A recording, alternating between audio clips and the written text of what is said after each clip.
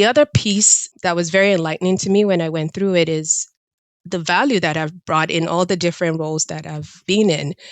I've never looked at it that way. I was like, wow, I usually in each of the roles I've been in over the past 10 years, I'm thrown into chaos, people, process. There's just everything is, with no guidance. And I'm able to find a way to streamline, whether it's through policy or require. I just, people, mobilizing people. And at the end of it, I have something to show for it. So that was very uplifting to me because I'm like, wow, I do have value. Hey, Creating Maven. I'm Joy Spencer, your reframe specialist, with one important message. Your real work, it's not your job or your career. Your real work is what you create. And what you create is what sets you apart and makes you incomparable.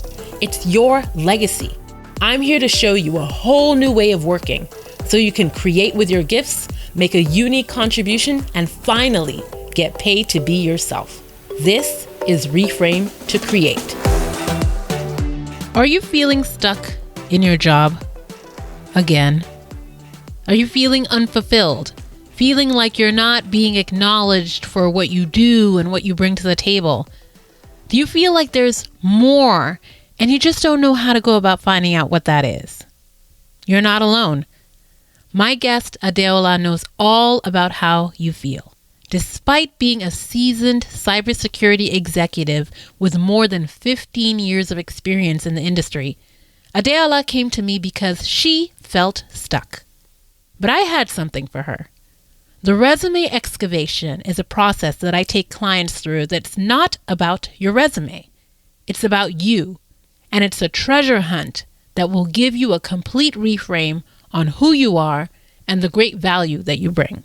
If you're like Adeola, you probably treat your resume like this old thing that you only take out when you're ready to dust it off to get a new job. And the dust off is usually a very minor update with details about your current position. And then you send it off expecting it to perform miracles like landing you some dream job. Which, if you know me by now, and if you've listened to episode 1, you know that the dream job does not exist. This is a tragic approach. This minor tweak and then spray and pray approach. It's like giving yourself a current day haircut while you're still wearing your 70s bell bottoms. No hate on bell bottoms. I love bell bottoms, but you get it. You get what I'm trying to say. This doesn't work, but my resume excavation does. Don't take my word for it. Listen in to hear what Adeola had to say about her experience and how the process gave her all that she was looking for and more. So I would say over the past 2 years, I've been feeling stuck in my professional career, in my roles.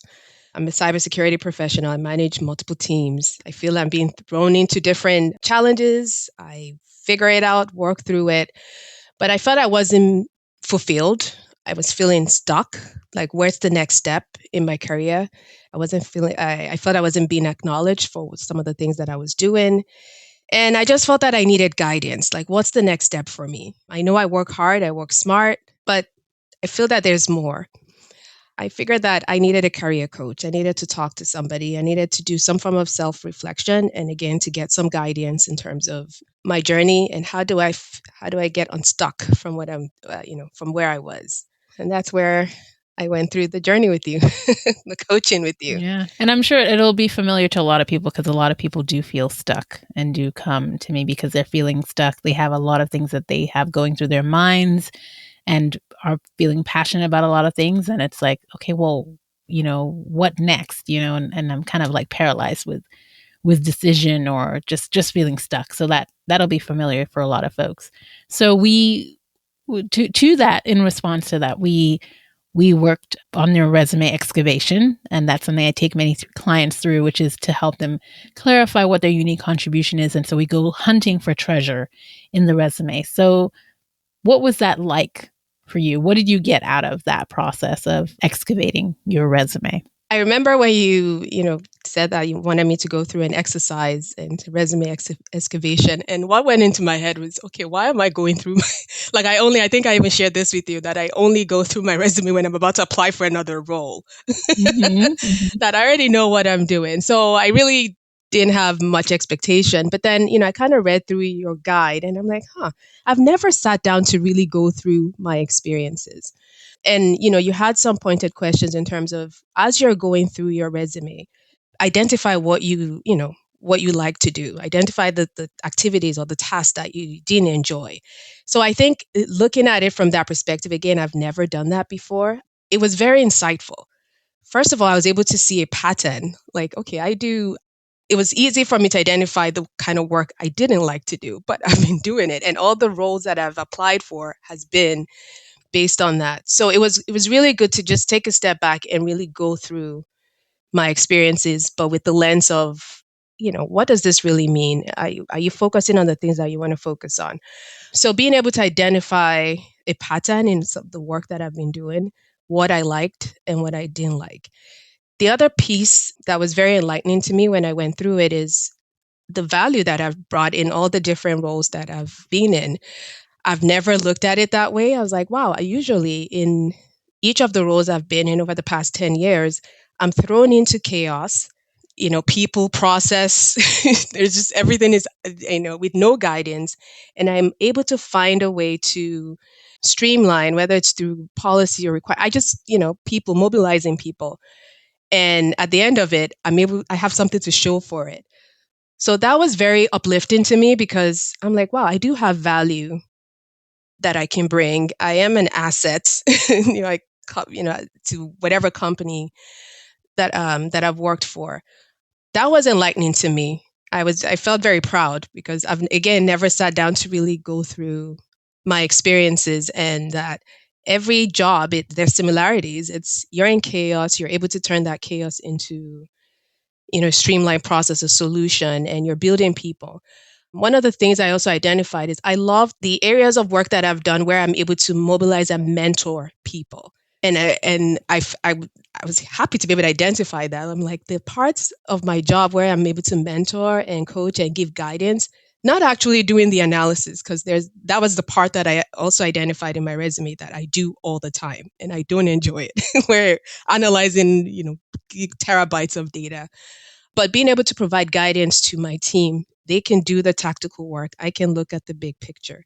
So it was enlightening for me. And I remember sharing with my friends that we always come together and vent, my girlfriends. I know I told you about about job. And I'm like, you guys need to do this because again, we only look at our resume when we are about to apply for another role. But I was able to just look at it very differently. Mm-hmm. And I saw there was some opportunity for growth for me in terms of storytelling. And I remember talking to you about it. I mean, you actually helped me frame that.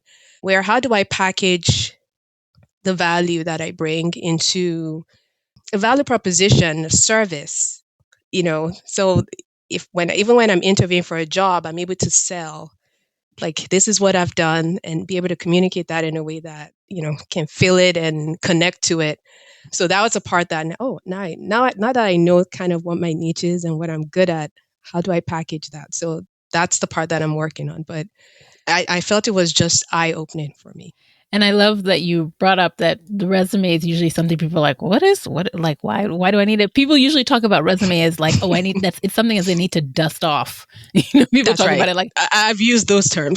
yes, exactly. It's like, oh, I've got a job, I got to dust it off. And it's like, oh, it's a means to get to the next job. But as you shared, a lot of times people are not thinking about there's a lot on this resume that I really would rather not do again. And it's here. And I haven't even sat to think about, is everything here that I've done up until this point what I want to carry on with me going forward?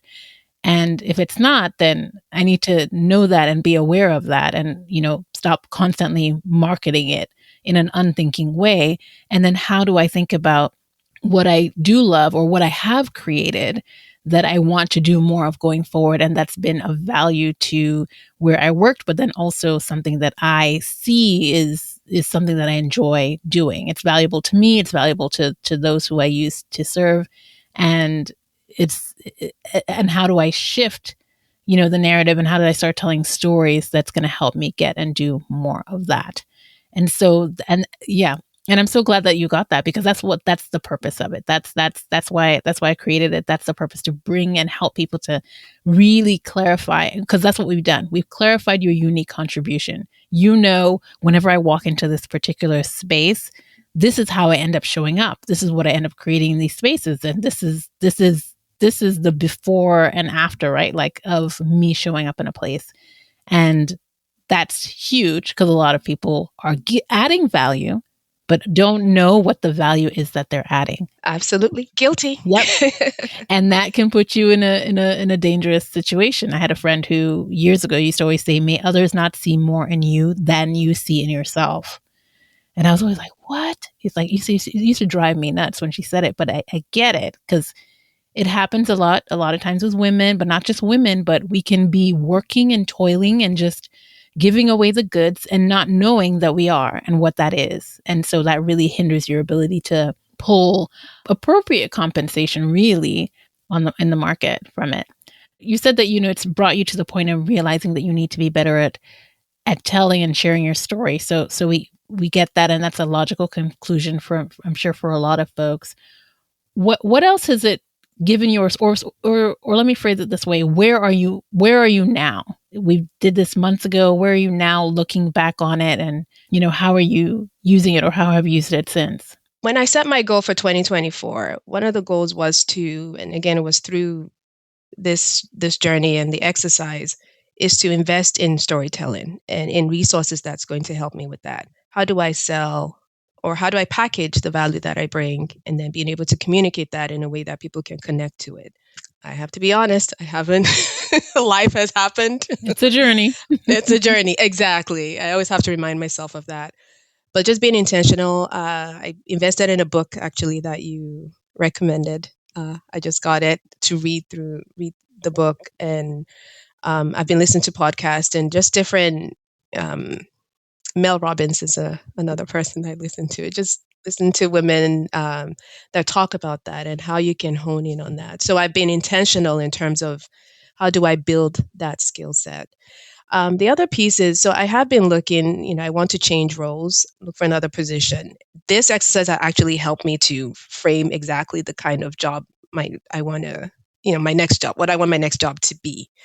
What I think has helped, and I've done this year, speaking to recruiters, speaking to executives, even within my company, I'm able to articulate, and it's practice too. Like, this is what I like, this is what I want to do, and I feel I have more clarity in terms of my next step. So I've been working on that, talking to recruiters, and it's been very positive feedback. Like, okay, yeah, sure, we'll look for something, like now I'm not settling and just looking for the next thing that looks, but I'm very intentional. I know kind of the type of role I'm looking for, and I'm also trying to build myself up that way.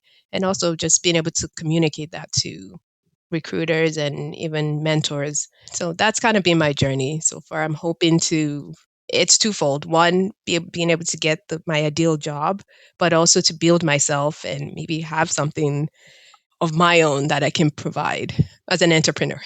Yeah, and what is helpful for you and for others, I do storytelling work, and it runs the gamut of the type of story. I work with folks who want to develop their talks. I work with folks who want to build their story banks and a number of things.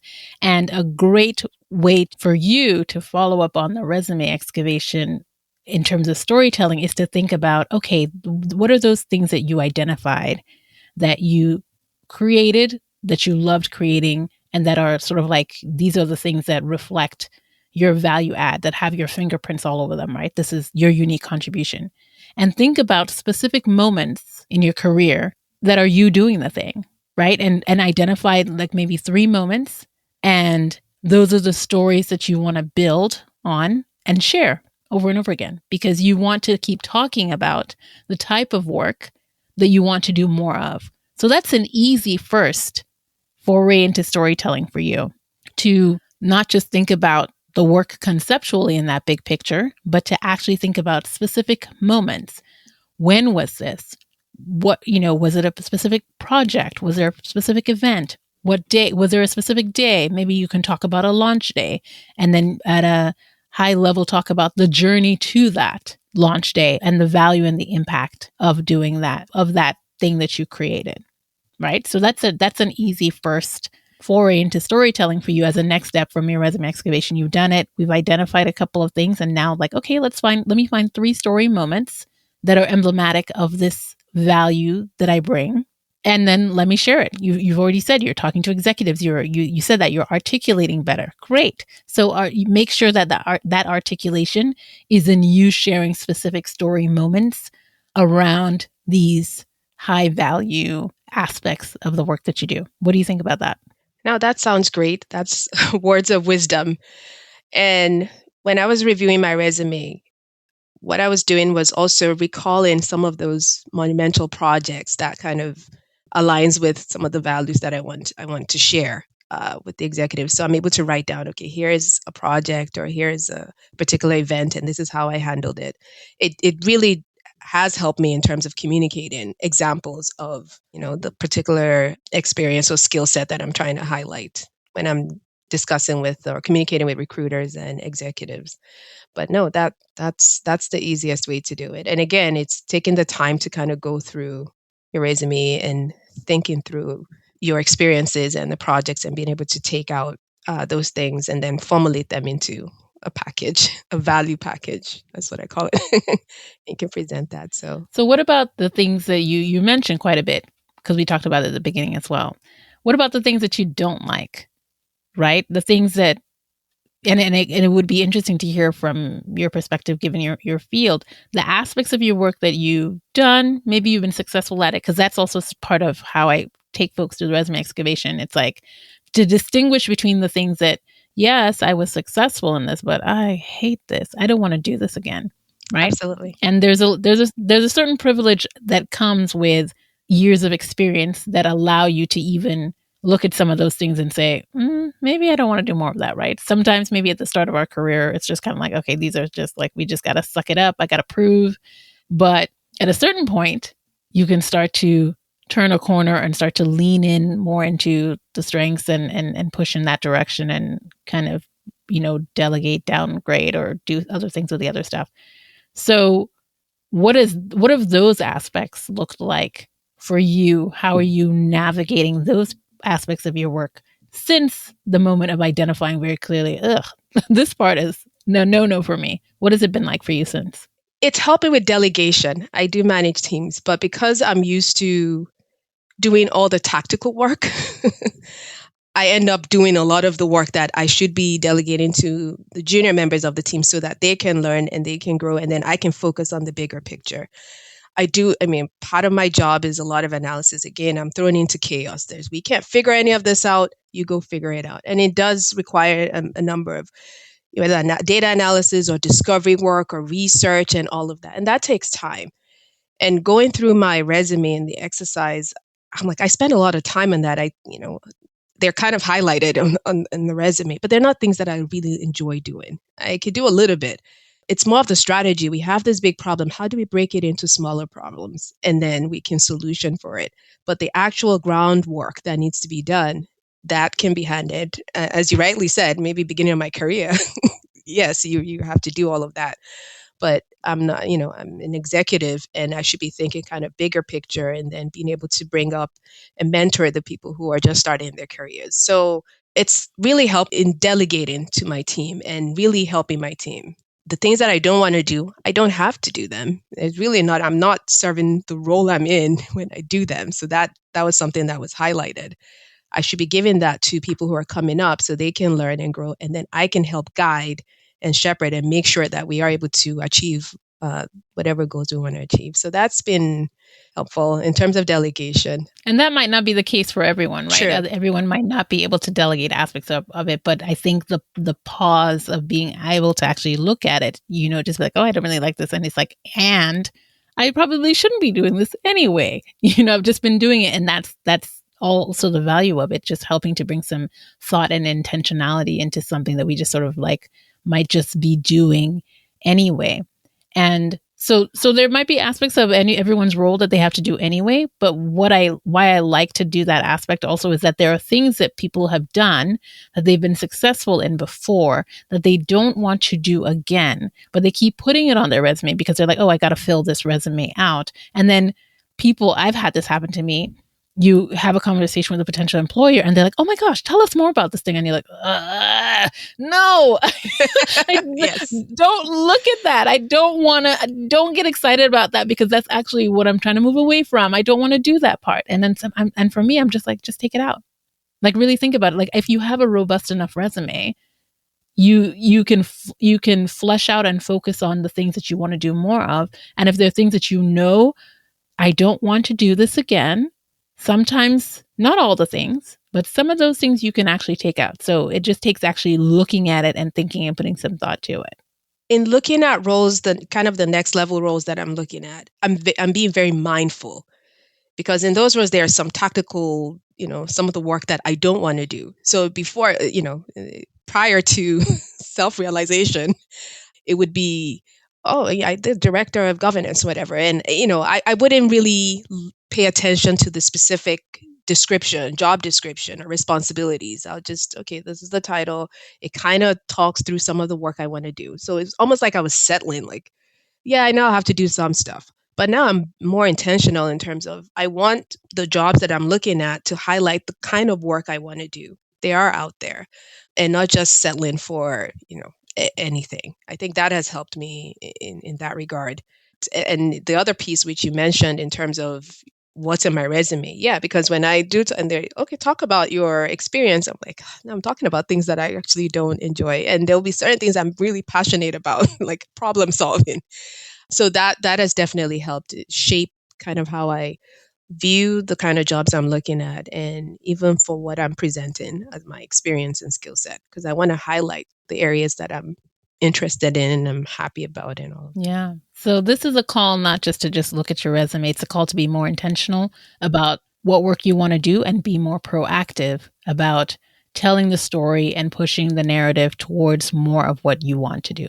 That's what it is. And so I'm glad to hear that you're in the journey, but you definitely left the docking station and are on the journey to doing more of this. And, I look forward to, us talking more and supporting you more as you continue to cycle through and figure this out. So what do you want to leave the listener with? To be intentional about yourself and what you like. I think that's important. That's something I struggled with. You should care about yourself.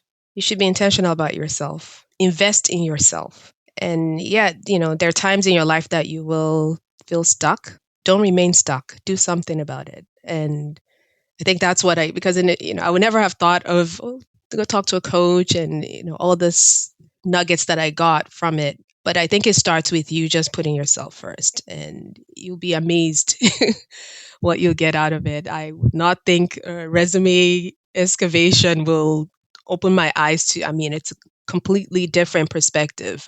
I just never, and I pride myself as someone who's relatively smart, but, I never thought, I was like a little kid, a little baby, like, oh, how did I not even think about this? So be intentional about yourself, and you'll be amazed about all the things, all the possibilities. You heard Adeola. It's time to get intentional about investing in yourself. She started out feeling stuck, and now she has clarity. Now she knows her value. Now she's not settling, and she is very intentional about her search. This could be you.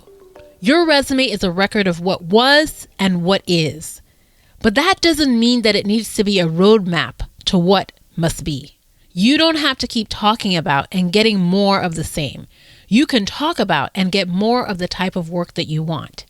You can learn to identify what you create that's your unique contribution, and you can learn to own what you create and tell powerful stories that attract more of it.